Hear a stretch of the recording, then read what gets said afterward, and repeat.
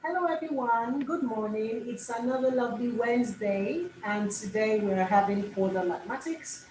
But before we start our class today, I want us to look at some common math errors. Actually, just one of them. Now, this is something that not everyone might be making. It's a mistake that not everyone might be making, but some of us might be making this mistake. Now, it involves simplification of algebraic fractions. Now, I don't know if you're part of them, but I want you to know that this is not possible. You cannot cross out 5x just because they are the same. There's no mathematical principle backing up this procedure. You do not cross out two algebraic terms just because they are the same. If they are added together like this, you cannot do that. This is wrong. Now it's like saying if I have 2 plus 3 over 2 plus 5, okay, first of all, 2 plus 3 over 2 plus 5 is 5 over 7. Now if I cross out the 2 just because okay, 2 is I have 2 up and I have 2 down, okay, I just cross out the 2, I will be left with 3 over 5, which is not the same as 5 over 7. So from that basic comparison, you should know that this is not possible. Some of us might be doing this. So if you have been doing this, this is completely wrong. Okay? For this fraction, you cannot cross out anything. So you just have to leave it as 5x plus 1 over 5x plus 2. This is what you can do here. So if you're given another fraction, probably they ask you to add together. Okay, that's a different case. You could try to do LCM method, add them together. The best you can do is probably separate. You could separate the numerator, but you cannot cross out 5x and 5x. So if you've been doing that, please take note. This is not backed up by any mathematical principle. So this is not correct, okay? So let's go on to our topic. Now, for a while now, we've been talking about matrices. Yeah, it's a long topic. But today I'll do my best to finish up the topic. So we're going to start from where we stopped in the last class. We'll be focusing solely today on determinants and then some other things that you need to know. So we're going to start with third order determinants. We talked about second order determinants in the previous class. If you have forgotten that, I would advise that you run back to the previous video and watch it because you need to have the knowledge of that before you can go into this. So let's start with minors. There are two major things you need to know before you can talk about determinants of order 3. You need to understand minors and you need to understand cofactors. Now, what are minors? Minors are determinants that are obtained by deleting the row and column of a particular element. So if I want the minor of a particular element, what I just need to do is cross out the row and the column of that particular element and then find the determinant of the elements left. Let me show you what I mean.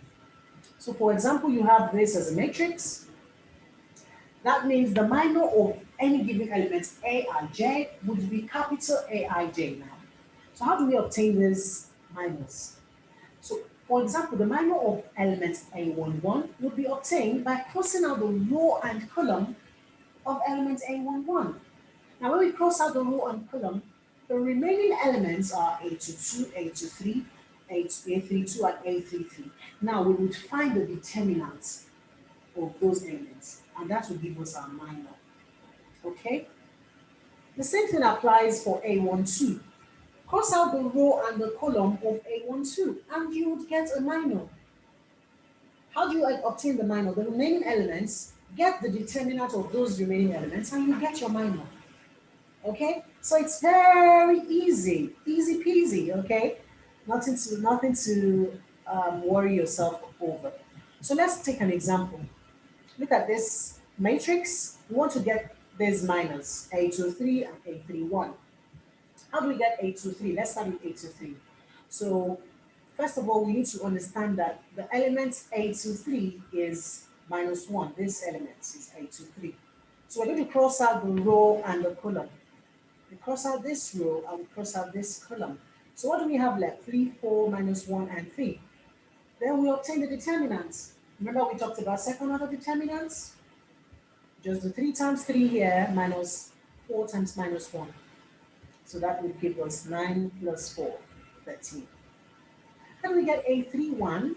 First of all, note that A31 is the minor for this element. 3, 1. A31. That's in the third row and in the first column.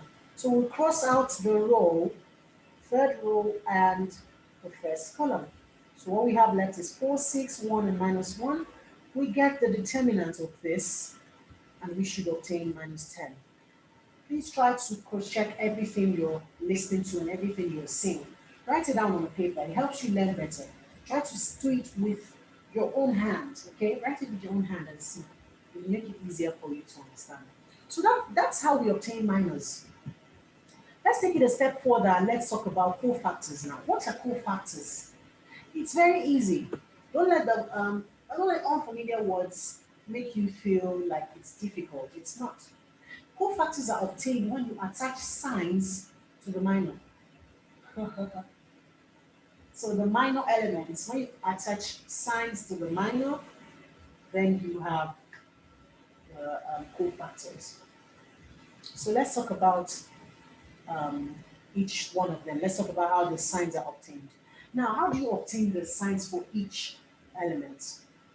Now, for each minor, just check the elements, the minor, and look at the row and the column. You know, I and J. I represents the row and J represents the column. Now, add I and J. Add I plus J. Now, if you get a sum that is even, then the sign you're going to attach would be positive. You would attach a positive sign.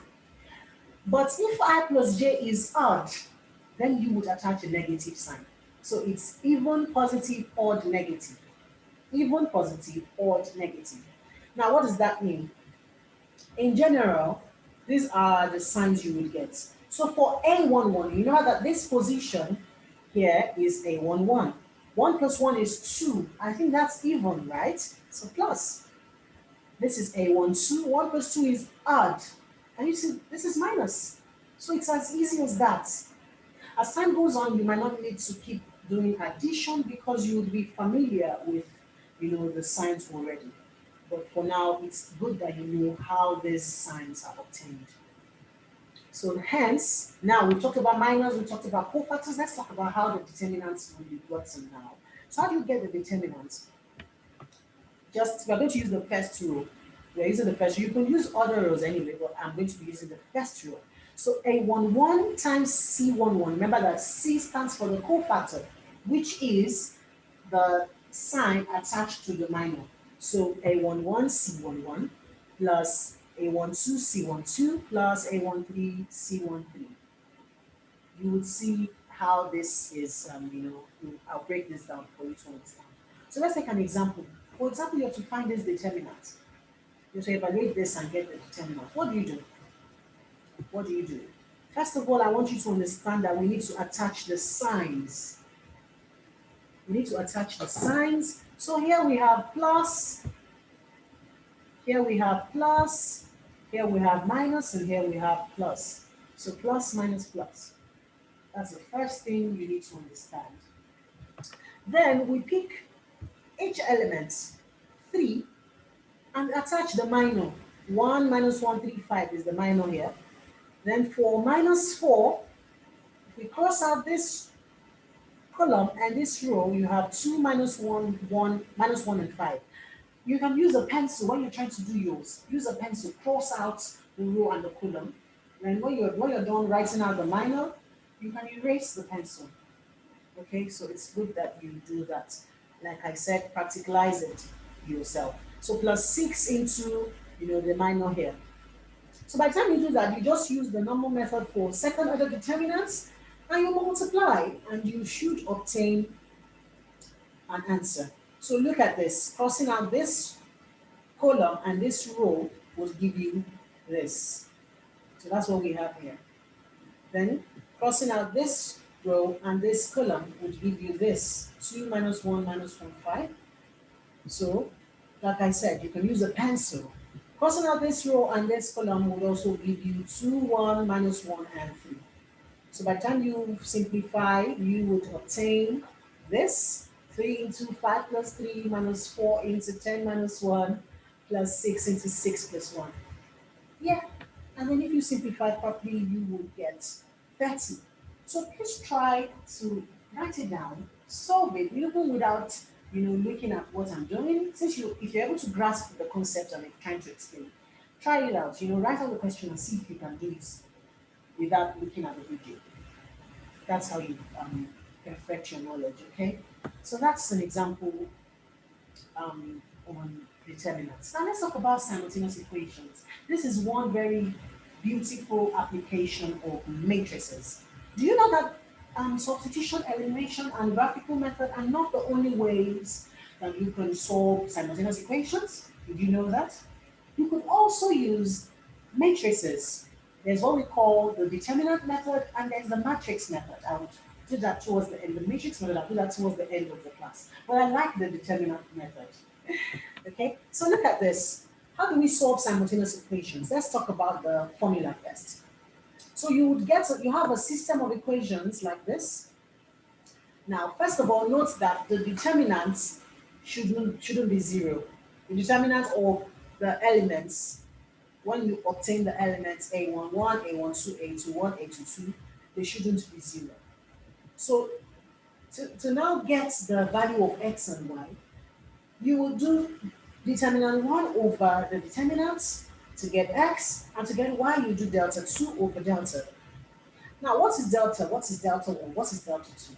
Delta is obtained from the matrix of the elements. That's the coefficients of x and the coefficients of y. So the coefficients of x would form the first column here, and the coefficients of y would form the second column here. That's how you get delta. Now, for delta 1, that's determinant 1, you replace this first column. So instead of the coefficients of x here now, what you have as your first column would be the constants, P1 and P2. You put them here. That's how you obtain determinant 1. For determinant 2 now, you replace the second column here with P1 and P2. So instead of the coefficients of y, you would have P1 and P2 in this column. So by the time you obtain delta 1 and delta 2, you can easily get x and y. You see? So let's take an example of that. So for example, you have this system of equations here. Let's first get our determinants. Remember, the coefficients of x form the first row, the coefficients of y form the second row. And then you go ahead and you obtain the determinant. 2 times minus 5 minus 3 times 1. You get this. Try to do it. Try to solve it. Then determinant 1 is obtained by replacing this first column with the constants here. So 12 and minus 7 will replace 2 and 1.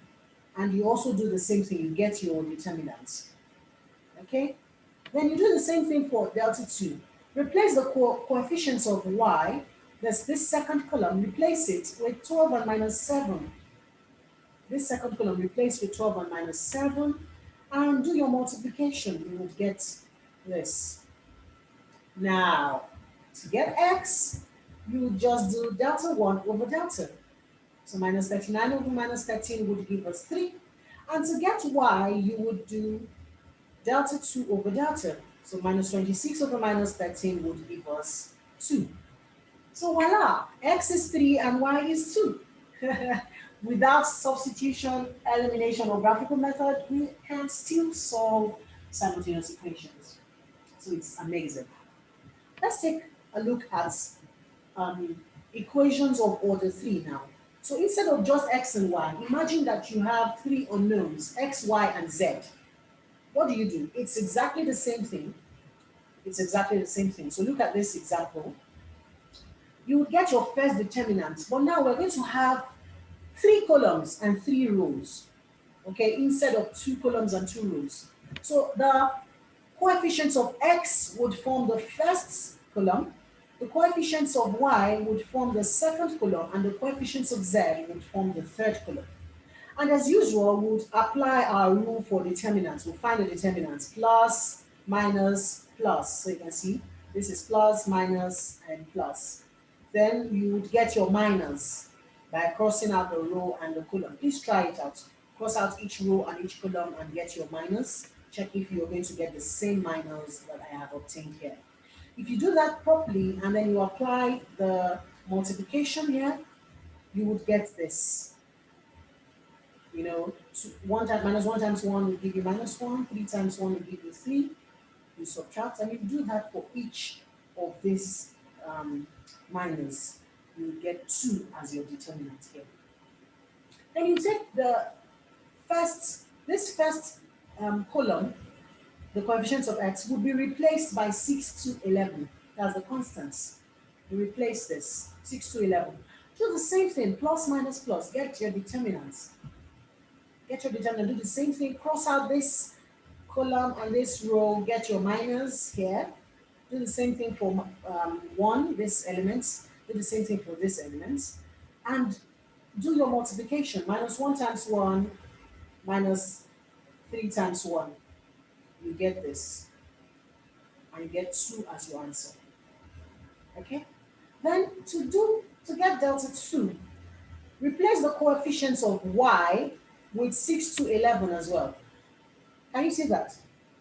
And go through the same procedure again. It's just that it's a bit long. Yeah, that's all. It's long, but it's very easy. It's procedural. If you take it step by step, it's easy to understand.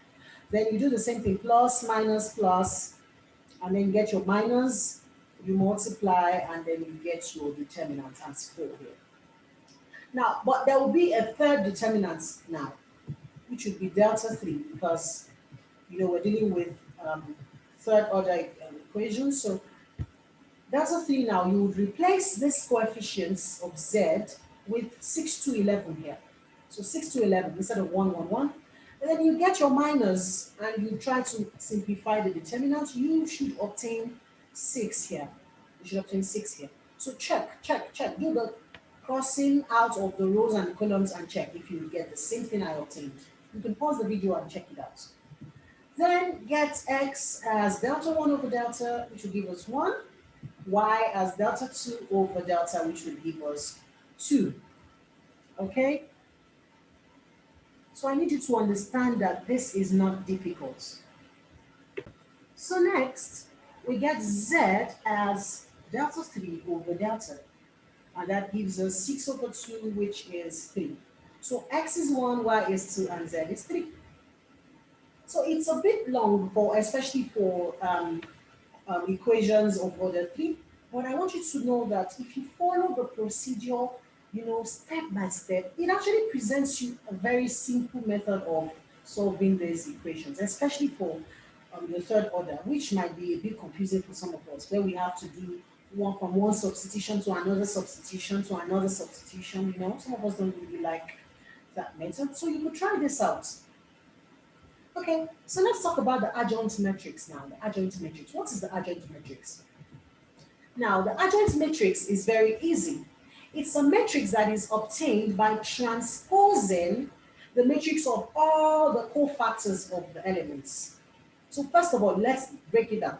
First of all, you will need to find the cofactors of every element. Every element in that matrix, you need to find the cofactors of every element.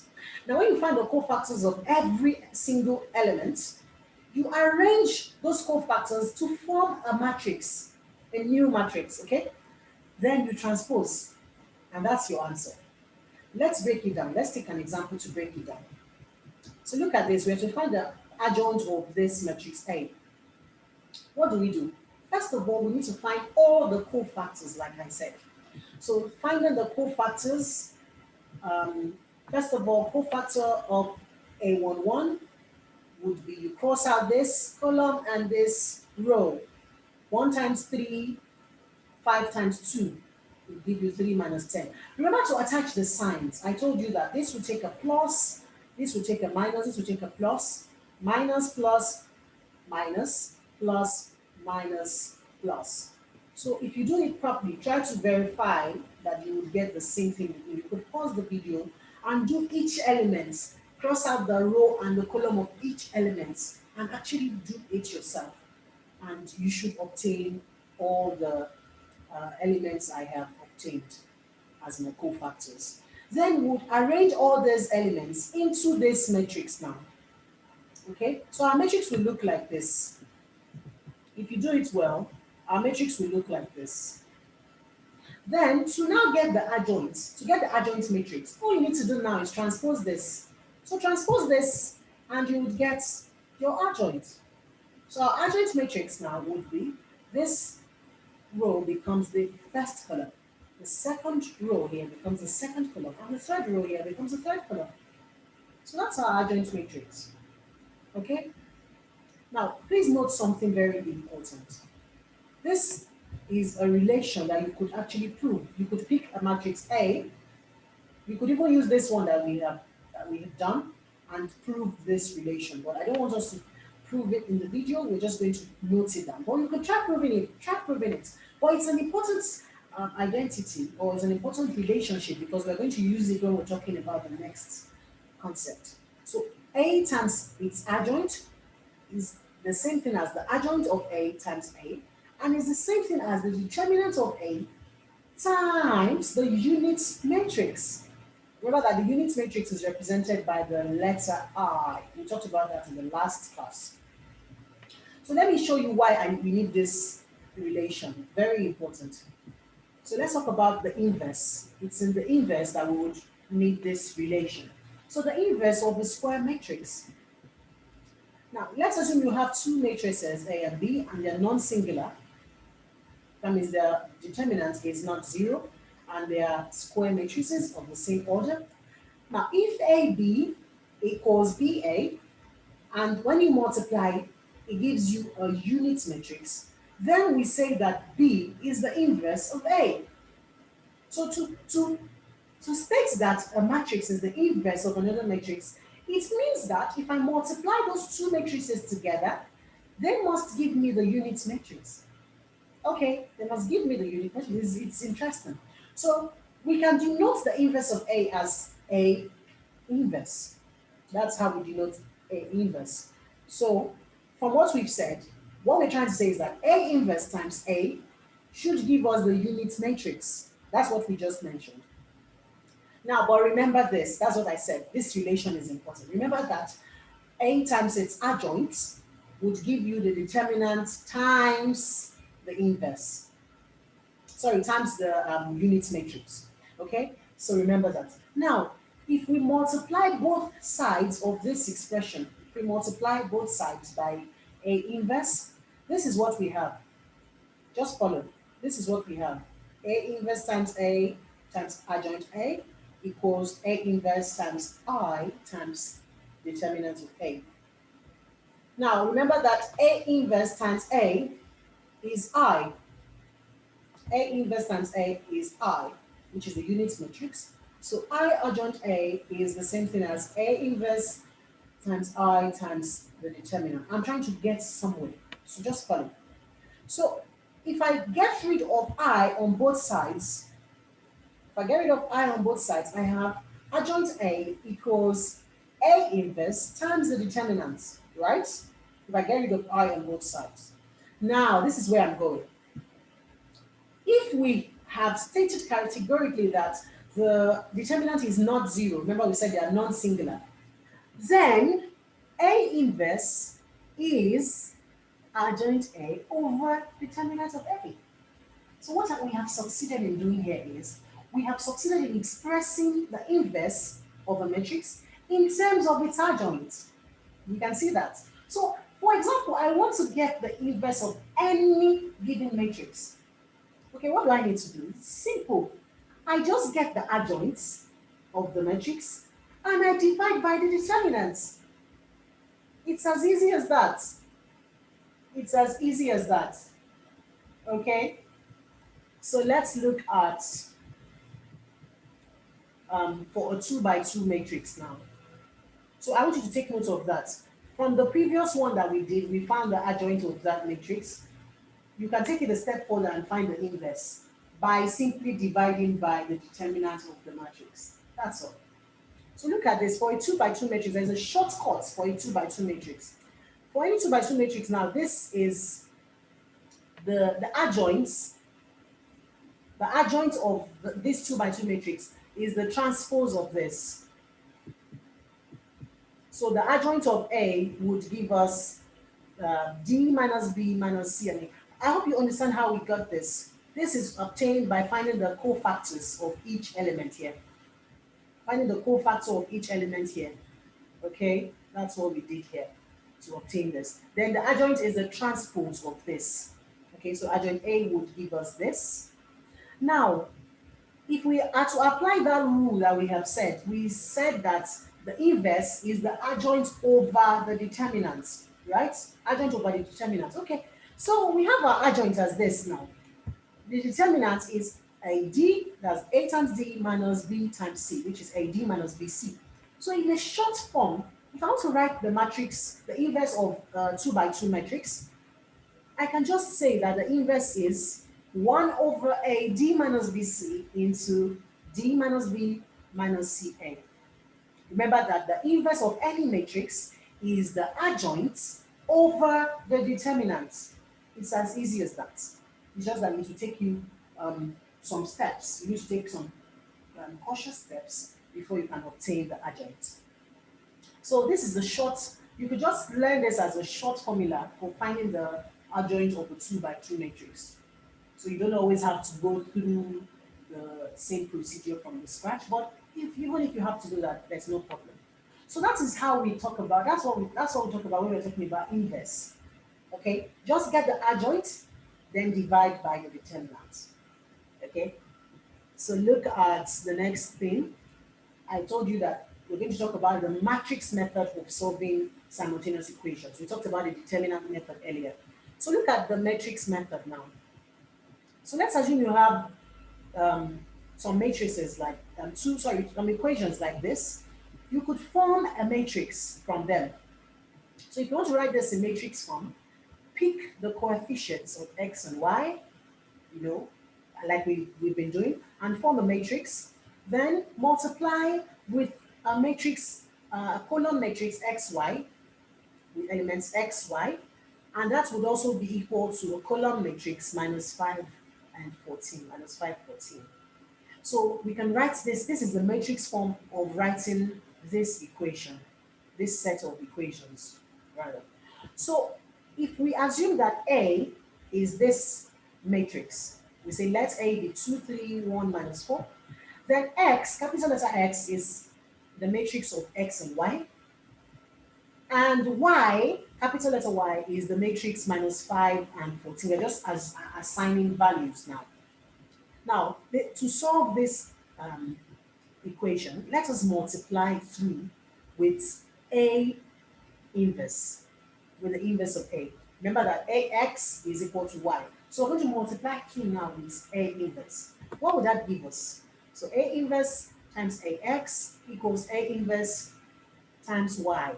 Now, A inverse times A, remember, would give us a unit matrix, which we can as well write off because it doesn't change the value of the matrix itself. So we have X now equals A inverse times Y.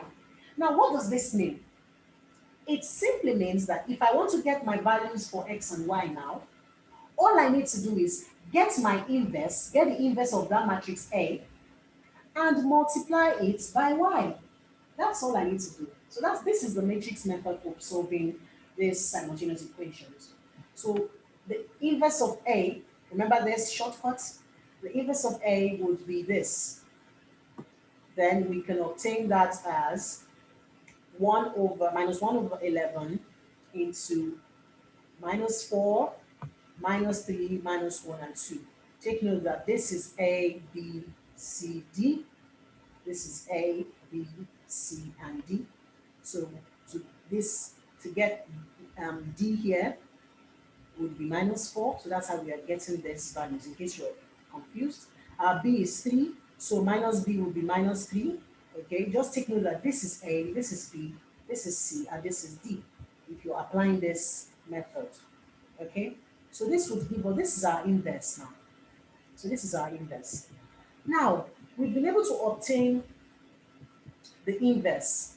So we will now use that inverse to multiply Y. Remember, that's what I said. We just do A inverse times Y.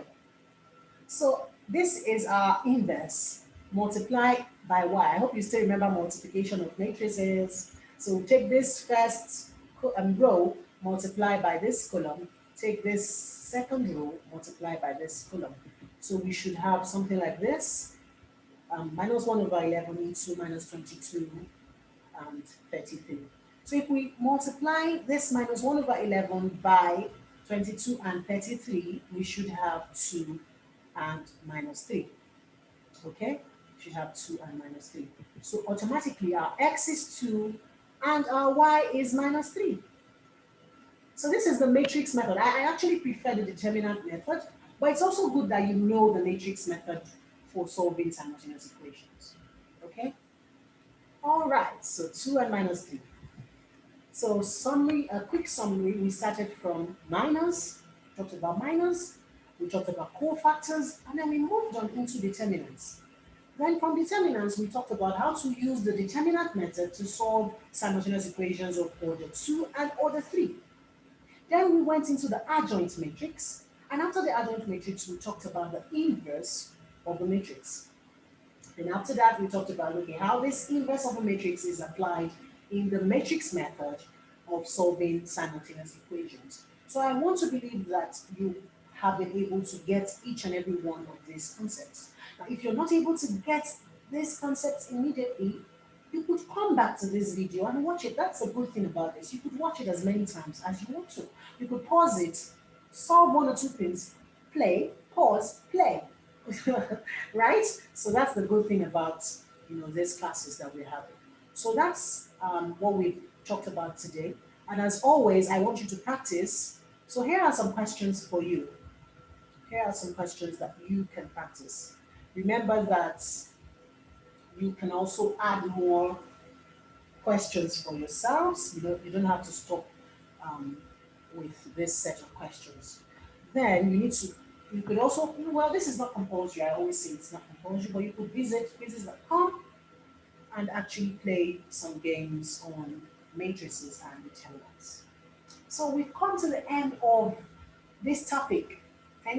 Thankfully, it was it was successful. We're able to finish this topic in 3 parts. So we're going to move on to a new topic in our next class.